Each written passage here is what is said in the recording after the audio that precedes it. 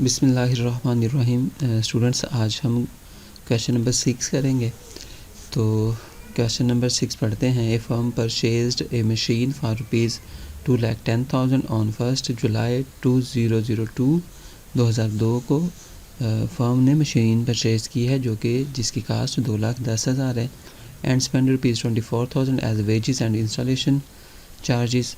और इस मशीन के ऊपर वेजेस और उसकी इंस्टॉलेशन के जो चार्जेस पे किए गए हैं वो 24,000 हैं। Prepare machine account for the first 4 year under diminishing balance method. 4 साल का मशीन डेप्रिसिएशन अकाउंट बनेगा, मशीन का अकाउंट बनेगा और जो बैलेंस है, जो मेथड है वो डिमिनिशिंग बैलेंस मेथड है। Assuming the accounting year of the firm ends on 31 December every year. हर साल 31 दिसंबर को इस अकाउंट को क्लोज़ करना है, ये क्लोजिंग ईयर है। Rate of depreciation is 10% per annum है। तो क्वेश्चन को स्टार्ट करते हैं। हम सबसे पहले ऊपर मशीन अकाउंट लिख लेंगे, उसके बाद डेट वाले कॉलम में डेट ऑफ परचेज़ लिखेंगे जो कि 1 जुलाई 2002 है वो लिखेंगे।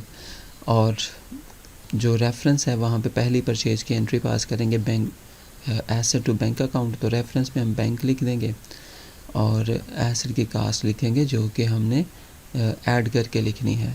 ऐड इस तरह करेंगे कि जो एसेट की कास्ट थी 2,10,000, उसमें हम ऐड करेंगे उस एसेट के ऊपर होने वाले एक्सपेंसेस जो कि 24,000 है। इस तरह इसकी जो टोटल कास्ट बनेगी वो 2,34,000 बन जाएगी। तो इस साल मज़ीद कोई एंट्री पास नहीं हुई तो हम क्या करेंगे, इस ईयर को क्लोज़ करेंगे 31 दिसंबर 2002 और इस एसेट की डेप्रिसिएशन चार्ज करेंगे, डेप्रिसिएशन की एंट्री पास करेंगे। डेप्रिसिएशन की entry depreciation to asset account होती है। तो एसेट की कास्ट 2,34,000 पे 10% डेप्रिसिएशन लेंगे और ये एसेट हमने परचेज़ किया था 1 जुलाई को। तो 1 जुलाई से 31 दिसंबर तक 6 माह बनते हैं, तो 6/12 करके हम इसकी डेप्रिसिएशन फाइंड आउट कर लेंगे। इस ईयर को क्लोज़ करने के लिए हम इसकी कास्ट में से इसकी डेप्रिसिएशन माइनस करेंगे तो हमारे पास क्लोजिंग बैलेंस आ जाएगा। और नेक्स्ट ईयर हम ट्रांसफ़र करेंगे इस बैलेंस को 2003 में जनवरी 1 को बैलेंस BD लिखेंगे। और इस साल मज़ीद कोई ट्रांजेक्शन नहीं हुई तो इस ईयर को भी हम क्लोज़ करेंगे। क्लोज़ करने के लिए हम इस डेट लिखेंगे 31 दिसंबर 2003 और इस साल की डेप्रिसिएशन की चार्ज करेंगे, एंट्री पास करेंगे डेप्रिसिएशन की। और ये रिड्यूसिंग बैलेंस मेथड है, डिमिनिशिंग बैलेंस मेथड है, तो हमेशा हमने रिमेनिंग बैलेंस जो होता है, जो बैलेंस BD होता है, उसके ऊपर ही डेप्रिसिएशन लेनी होती है। तो हम रिमेनिंग बैलेंस जो हमारा बैलेंस BD था उसके ऊपर 10% डेप्रिसिएशन चार्ज करेंगे। अब ये 1 जनवरी से 31 दिसंबर तक डेप्रिसिएशन चार्ज होगी जो कि पूरे साल की बनती है। तो हम यहाँ पे 6/12 नहीं करेंगे, तो पूरे साल की ये डेप्रिसिएशन बनती है वो हम लिख लेंगे।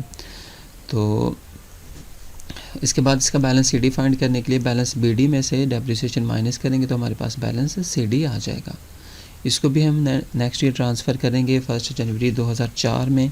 जो बैलेंस BD लिखा जाएगा वो है 2,70,000 और इस साल मज़ीद कोई ट्रांजैक्शन नहीं हुई, इसको भी हम क्लोज़ करेंगे 2004 को 31 दिसंबर। इस साल की भी डेप्रिसिएशन चार्ज करेंगे। डिमिनिशिंग बैलेंस मेथड है तो जो बैलेंस BD होता है उसी के ऊपर डेप्रिसिएशन चार्ज की जाती है। पूरे साल की डेप्रिसिएशन है 10% है वो चार्ज करेंगे। और इस ईयर को क्लोज़ करने के लिए हम बैलेंस BD में से डेप्रिसिएशन माइनस करेंगे तो बैलेंस CD हमारे पास आ जाएगा। नेक्स्ट ईयर हम इसकी बैलेंस ट्रांसफ़र करेंगे तो बैलेंस BD लिखा जाएगा 2005 में जनवरी 1 को। इस ईयर मज़ीद कोई ट्रांजैक्शन नहीं हुई तो इसको क्लोज़ करने के लिए 31 दिसंबर 2005 लिखेंगे। इस साल की डेप्रिसिएशन चार्ज करेंगे। डिमिनिशिंग बैलेंस मेथड है तो बैलेंस BD के ऊपर ही डेप्रिसिएशन चार्ज होगी, 10% होगी और ये इसकी डेप्रिसिएशन आ जाएगी। इस ईयर का भी हम बैलेंस फाइंड कर लेंगे, क्लोजिंग बैलेंस में से डेप्रिसिएशन माइनस करेंगे तो हमारे पास बैलेंस CD आ जाएगा। उम्मीद है आपको समझ आई होगी।